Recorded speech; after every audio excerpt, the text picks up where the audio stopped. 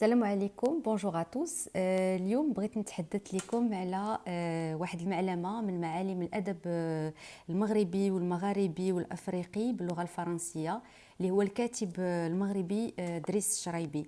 دريس الشرايبي الكاتب المغربي اللي تزاد في مدينة الجديدة سنة 1926، واللي كبر ما بين مدينة الرباط والدار البيضاء، ومن بعد ما نال شهادة البكالوريا مشى لفرنسا باش يكمل قرايته في ميدان العلوم، ميدان لا شيمي، وتخرج من مهندس.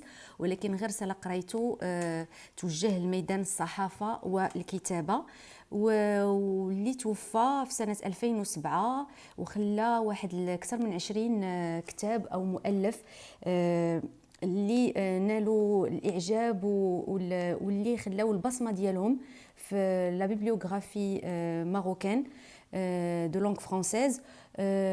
دريس الشرايبي الكاتب المشاكس، بزاف الناس كانوا كيلقبوه بالكاتب المشاكس، الكاتب اللي عصرا او اللي دار واحد لاطوش مودرن في طريقه الكتابه ديال في الادب المغربي باللغه الفرنسيه. الكتاب ديالو الاول كان هو لو باسي سامبل، واحد الكتاب اللي كان اللي كي سوسيتي بوكو دو كيستيون، واللي خرجوا في واحد الوقيته اللي كان المغرب كيناضل من اجل الاستقلال ديالو. دريس الشرايبي تميز في الكتابات ديالو بالرغم واحد الروح مرحه، وبالرغم من واحد طريقه سلسه وشاعريه في الكتابه، بالنقد اللاذع المجتمع المغربي، بالعادات والتقاليد اللي كانوا والقيود اللي كان مزير فيها، والوضعيه المراه مثلا، والطبقه الغنيه مع الطبقه الفقيره والطبقه القرويه، والناس اللي في العالم القروي. وكان عنده واحد الارتباط بالرغم من انه عاش حياته كلها في فرنسا، ولكن كان عنده ارتباط وطيد بالمغرب، وتقريبا الكتب ديالو كامله كتحدث على المغرب وعلى المجتمع المغربي. بزاف من هذه الكتب كتدرس في الجامعات، بقى الان كتدرس في الجامعات نوطامون في المغرب، وبزاف ديال الدراسات ولا لي زيتود لي دكتوراه كيداروا على الكتب ديال دريس الشرايبي. الكتاب لا سيفيليزاسيون ما مير، لا سيفيليزاسيون ما مير معلمه هو اللي اثر في بزاف ديال لي جينيراسيون قراوه. انا شخصيا قريته في المانيوال بحال بزاف ديال الناس اللي من لا جينيراسيون ديالي. قريناه في المانيوال ديال لو كوليج، وبالضبط هذاك لو باساج اللي بقينا عاقل بزاف، لقيت الناس بزاف اوتور دو موا باقيين عاقلين عليه، اللي هو لو باساج ديال لا راديو ديال مسيو بلوك بونت، غنهضروا عليه من بعد. الكتاب لا سيفيليزاسيون ما مير راكونت كيحكي القصه ديال واحد الام، واحد المراه في لي زاني 30 في المغرب في الثلاثينات، كيفاش غادي تحيا من جديد وغتنفتح على العالم، وبحال نقولوا غتولي عندها حياه جديده، غتخرج من واحد القمقم كانت فيه. هاد المرأة القصة ديال حياتها كيعاودوها وليداتها بجوج. في الأول غيكون الولد الصغير ديالها هو اللي كيعاود، من بعد غيمشي لفرنسا، والولد الكبير ديالها نجيب هو اللي غادي ياخذ لو غولي وغيبدا يعاود يكمل القصة ديال الحياة ديال الأم ديالو. هاد المرأة هادي اللي تزوجات بحال قلت في الثلاثينات، عائلة ميسورة، بيت كبير، ولكن تزوجات صغيرة بالراجل كبير عليها، ودخلت البيت الزوجية في سن مبكرة ما كاملاش 15 سنة، وما عمرها ما عاود خرجت من ديك الدار، ما قارياش. ولدت وليداتها كبراتهم، وفي ملي وصلت للثلاثينات من العمر ديالها وليداتها كبروا. غادي غتدخل الحضاره عندها للدار. المره الاولى عن طريق وصول الكهرباء للدار، المره الثانيه الماكينه ديال الخياطه، المره الثالثه لا راديو اللي هي واحد لو باساج انا بحال اللي قلت كيا ماركي بزاف ديال الناس اللي قراو الكتاب. من بعد غادي تجي لو تليفون.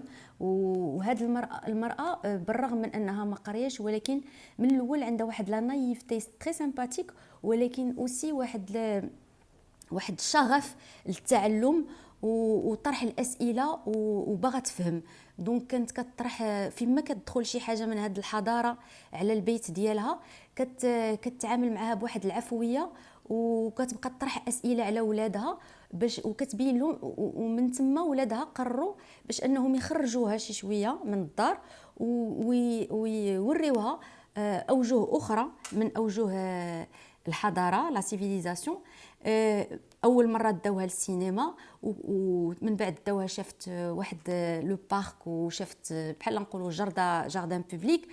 من بعد داوها لواحد حفل راقص، شافت زعما الناس ديال المجتمع الراقي او المجتمع المتحضر كيفاش كيتصرفوا، كيفاش كيعيشوا، كيفاش لابسين.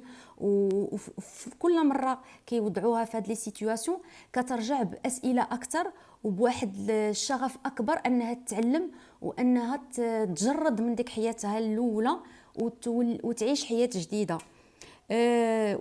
دونك ولدها الصغير غادي يمشي لفرنسا. هنا غادي تسالي لا بروميير بارتي ديال الكتاب اللي سميتها اتر، وغادي تبدا مرحله واحده اخرى ومن حياه هاد الام اللي سميتها افوار، واللي غيعاودها الابن ديالها الكبير اللي كان بحال ان بو صديق ديالها، زعما اللي كيشجعها باش تخرج، كيشجعوها باش تبدل الطريقه ديال اللباس ديالها. وهذه المرحله الثانيه غادي تنقص العفويه في الكتاب، وغادي تولي بحال نقولوا غندوزو لي شوز سيريوز، ولكن بنفس الشاعريه، بنفس الطريقه ديال الكتابه المرحه، بنفس لا كريتيك.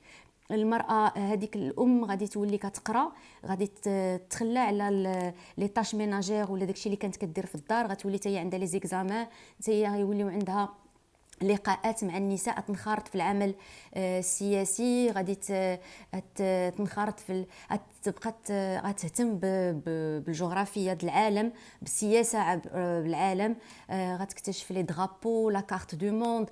المهم واحد الانفتاح كبير. تقرا غتقرا الرياضيات، لان قلت لك لدرجه انه الاب بلوتو الابن ديالها حتى هو الكبير فا اتر ديباسي، غيولي غير كيهزها بالطوموبيل كيوصلها تقرا، من بعد كيرجع موراها. الام غادي غتنجح في لي زيكزامان ديالها، غدوز البيرمي غتنجح فيه. هادشي راه في لي زاني 30. الاب الحضور ديالو في القصه هو حضور سيمبوليك، لانه في داك الوقيته كيرمز لواحد الحضور لومبر ديالو الا الخيال ديالو كاين، ولكن ماشي تري بريزون فيزيكمون حتى الاخر. دونك يبان غير في اللحظات اللي خصو ياخذ اون ديسيزيون ولا غيتقلق على واحد من ولادو، وغيبان في الاخر في واحد الفتره جالس مع ولده وغيقول له بانه بالعكس هو ما منزعش من هذا الانفتاح اللي كتعيش مراته، بالعكس بحال تزوج مراه جديده وكيكتشف عالم جديد وكيشوف العالم بنظره اخرى عن طريق النظره ديال مراته الجديده اللي تحولت. هاد التحول اللي كتعيش مراته. La civilisation, ma mère, c'est un livre à lire et à relire et à faire lire الناس اللي دايرين بينا. غادي نقرا واحد المقتطف باسو عجبني بزاف.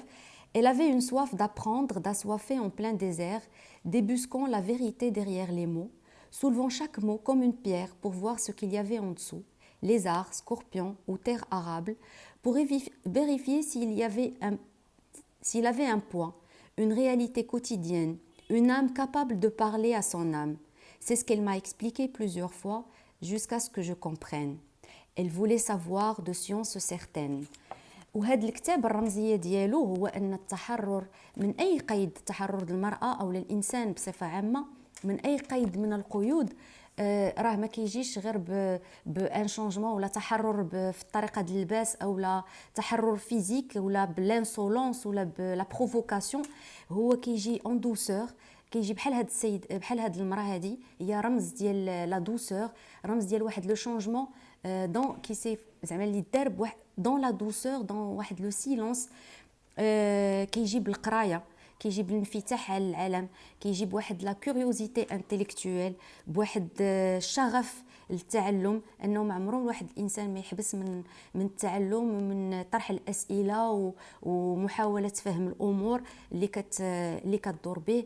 وهنا غادي نختم بشنو مولفين كنقولوا المهم نقراو، و الا باقي ما قريتوش لا سيفيليزاسيون ما مير راه خصكم تقراوه. دريس الشرايبي خاصو يكون الكتوبه ديالو بون. كاين اون انكيت او بيي، كاين بزاف كاين واحد على لا مير دي سورس الا ما خفت نكذب، اللي كيهضر على الربيع. جيسبر كو ما غلطتش في لو تيتر ديال الكتاب. ان توكا كتوبه بزاف. كاين واحد الكتاب اوسي كو جي لو، واحد لو ريكوي ديال لي نوفيل اللي خرجوه ولادو à titre posthume qui est extraordinaire, فيه دي نوفيل مانيفيك. دونك اللي كاين موجود في لي ليبريري. هادو الكتوبات تقدروا تلقاوهم ديسپونيبل سور انترنت، مي سورتو عند لي بوكينيست. دونك اللي باقي ما قراهمش، اللي باقي ما عندوش دريس الشرايبي في لا بيبليوتيك ديالو، سي زعما معلمه من معالم الادب المغربي باللغه الفرنسيه. وما تنساوش المهم نقراو وتبقاو على خير.